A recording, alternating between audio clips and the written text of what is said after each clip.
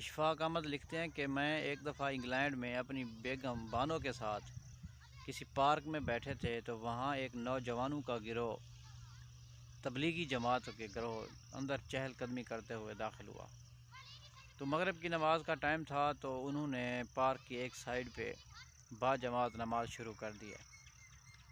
نماز جو ہی انہوں نے شروع کی ہے تو آج پارک میں موجود مغرب کی لڑکیوں نے جب ان کو دیکھا تو وہ بھاگی بھاگی ان کے پاس آئیں اور نماز ختم ہونے کا انتظار کرنے لگیں۔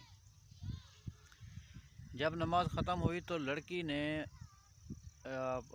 جماعت کرنے والے لڑکے سے پوچھا، کیا آپ انگلش جانتے ہیں؟ اس نے کہا ہاں میں جانتا ہوں۔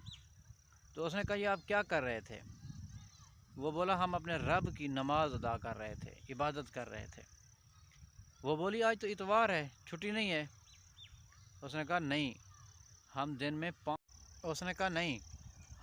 میں 5 مرتبہ نماز پڑھتے ہیں۔ اشفاق احمد کہتا ہے کہ جب ہم نے ان کی گفتگو سنی تو میں نے بیگم سے کہا کہ چلیں ہم بھی ان کے پاس جا کے بیٹھتے ہیں، دیکھتے ہیں یہ کیا گفتگو کر رہے ہیں۔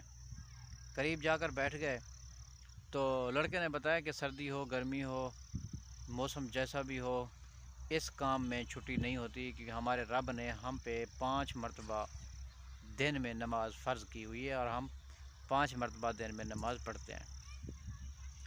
وہ لڑکی بولی اچھا تو ٹھیک ہے۔ اس نے آگے ہاتھ بڑھایا، سلام کرنے لگی، ٹھیک ہے بیسٹ آف لک۔ تو اس نوجوان نے کہا کہ سوری میں آپ سے ہاتھ نہیں ملا سکتا۔ تو وہ حیران رہ کے گئی، کیوں ہاتھ کیوں نہیں ملا سکتے؟ اس نے کہا کہ میں مسلمان ہوں، میرا مذہب مجھے اس چیز کی اجازت نہیں دیتا اور میرا یہ ہاتھ میری بیوی کی امانت ہے۔